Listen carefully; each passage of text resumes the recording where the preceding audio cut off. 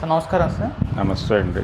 Sir Ramanaidu స్టూడియోస్‌కి Visakha జిల్లా అధికారులు show cause నోటీసులు అయితే జారీ చేశారు సార్. మరి ఎందుకు ఈ నోటీసులు ఇచ్చారు? రామానాయుడు స్టూడియో ఉంటుందా లేదా అనే ఒక చర్చ కూడా జరుగుతుంది మీడియాలో. ఏం జరిగింది సార్ అది యాక్చువల్‌గా నిజానికి? అంటే విశాఖపట్నం గొడవండి ఇది. హ్మ్. ఇక్కడ కూడా వాళ్ళకి స్టూడియో కోసం స్థలాలు అవి ఇవ్వటం జరిగింది. హ్మ్. హైదరాబాద్‌లో కూడా. అయితే ఇప్పటికే నానక్రామ్‌గూడలో వాళ్ళ స్టూడియో దాదాపుగా రియల్ ఎస్టేట్‌గా మారిపోయింది.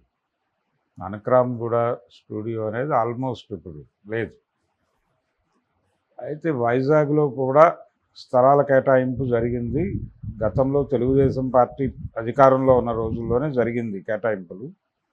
అయితే దానిలో కొంతమేరకు వాళ్ళు సెట్స్ అవి వేసి కొన్ని షూటింగ్స్ జరుగుతున్నాయి.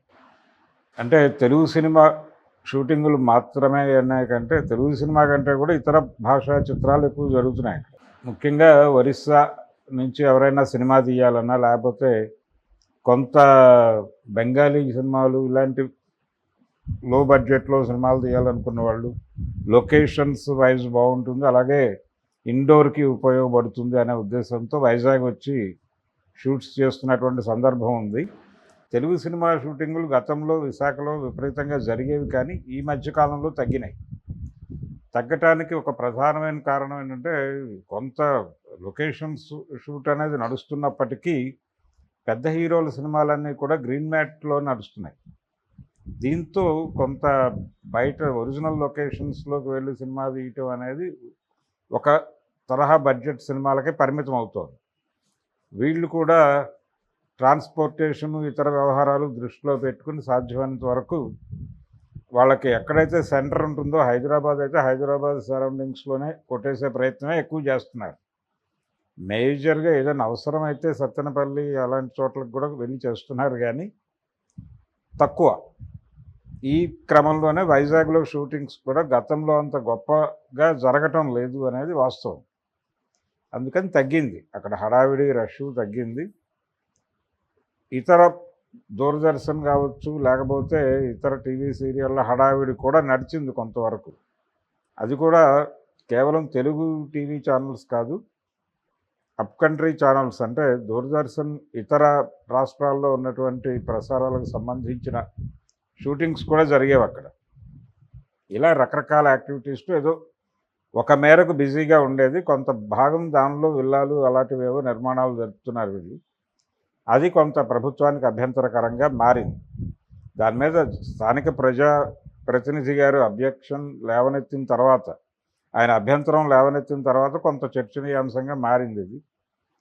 ప్రభుత్వం అంటే మీరు వినియోగించకపోతే, మీకు ఇచ్చిన పర్పస్ ఏమో సినిమా నిర్మాణానికి సంబంధించి, మీరు వినియోగించకుండా వదిలేసినటువంటి భూమిలో ఇంకేవో నిర్మాణాలు జరుపుతున్నారనేది మా దృష్టికి వచ్చినటువంటి విషయం. కాబట్టి మీరు సినిమా కోసం వాడితే వాడండి, లేదంటే సరెండర్ చేయండి ఆ భూమిని అని అడుగుతున్నారు. ఇది చాలా సందర్భాల్లో గతంలో గత ప్రభుత్వాలు కూడా ఇలాగే అడిగినాయి. అన్నపూర్ణ స్టూడియో వివాదం అదే.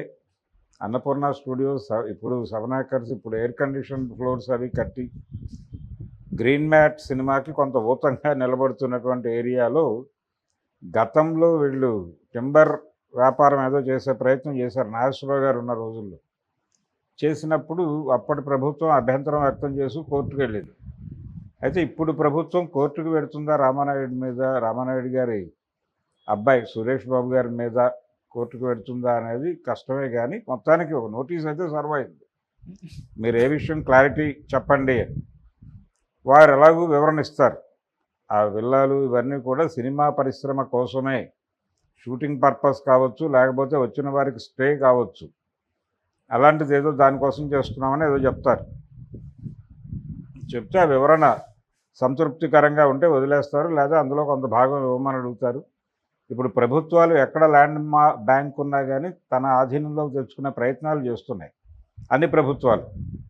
అందులో తమ అనేటువంటి భేదం లేకుండా ప్రభుత్వ ఆస్తుల పరిరక్షణ, అంటే గతంలో రకరకాలుగా కేటాయింపులు జరిపిన భూములు కూడా కొంతవరకు దాన్ని జాగ్రత్త చేసి గవర్నమెంటు కంట్రోల్లో ఉన్నటువంటి ల్యాండ్ బ్యాంకు విస్తృతంగా ఉండేలాగా చూసుకుంటున్నారు.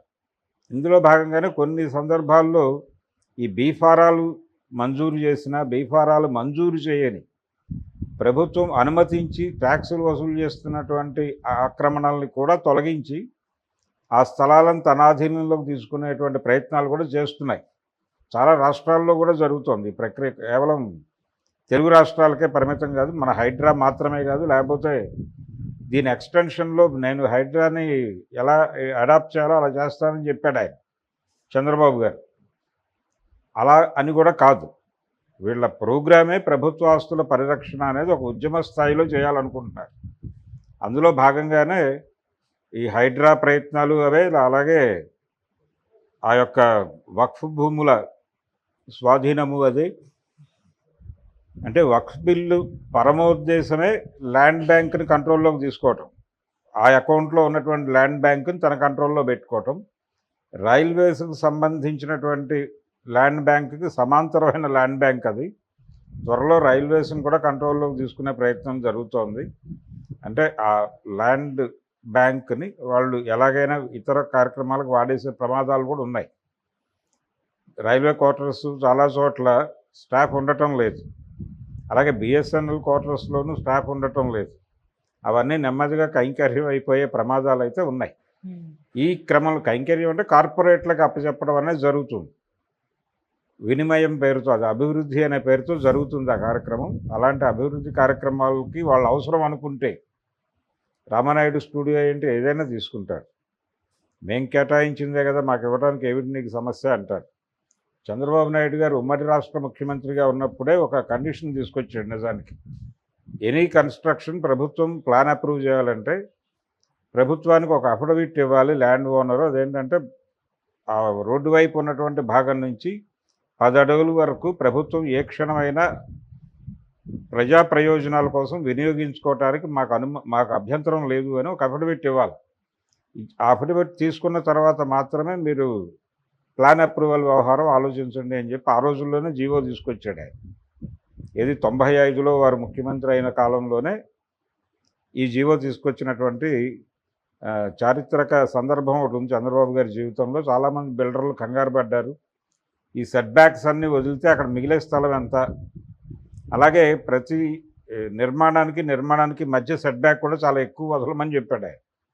5 నుంచి పెరిగి ఉండాలి తప్ప తగ్గితే ఊరుకోను అన్నాడు. ఈ సెట్ బ్యాక్స్ అన్నీ పెట్టేస్తే ఎంత స్థలం మిగులుతుంది, దానిలో మేము ఏం కడతాం, ఏం బతుకుతామని బిల్డర్స్ అందరూ గగ్గోలు పెట్టినటువంటి పరిస్థితి ఆ రోజున నడిచింది. అలా ఏదైనా సరే ఎప్పుడైనా సరే ప్రభుత్వం వచ్చి ఈ స్థలం నాకు అవసరము, అది పట్టా భూమే, పట్టా కాని భూమే, ప్రభుత్వ భూమే, ప్రైవేటు భూమే అనే దాంతో కూడా సంబంధం లేదు. ఏది అవసరమైనా వాళ్ళు ఎంటర్ అయ్యి ఇది కావాలనుకుంటోంది ప్రభుత్వం, ఇది మార్కెట్ వాల్యూ కింద డిసైడ్ చేస్తున్నాం, ఇది మీ అకౌంట్లోకి జమ అయిపోతుంది, మీరు స్వాధీనం చేసి వెళ్ళిపోండి. ల్యాండ్ పూలింగ్ అనేటువంటి కార్యక్రమం అదే. అలా మేము పూల్ చేయబోతున్నాం, దీన్ని మీరు వదిలేసి వెళ్ళిపోవడమే మీకు తక్షణ కర్తవ్యం అని కూడా చెప్పే పరిస్థితులు రానున్నాయి. వీటి ఇండికేషన్సే ఇవన్నీ కూడా.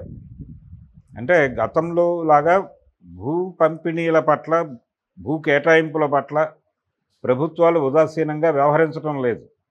గతంలో వయోవృద్ధాశ్రమాలు పెడతామంటే విపరీతంగా స్థలాలు ఇచ్చారు కదా. ఎన్టీఆర్ క్యాబినెట్లోనూ, అంతకుముందు చెన్నారెడ్డి గారు, అంతకుముందు వెంగళరావు గారు, వీళ్ళందరూ విస్తృతంగా స్థలాలు వితరణ చేశారు. ఆ వితరణ చేసిన స్థలాల్లో కూడా ఈ నోటీసులు వెళ్ళే ప్రమాదాలు ఉన్నాయి. అలా ప్రభుత్వ భూముల పరిరక్షణ ఉద్యమంలో భాగంగానే రామానాయుడు గారి స్టూడియోకి కూడా నోటీసులు సర్వ్ అయినాయి.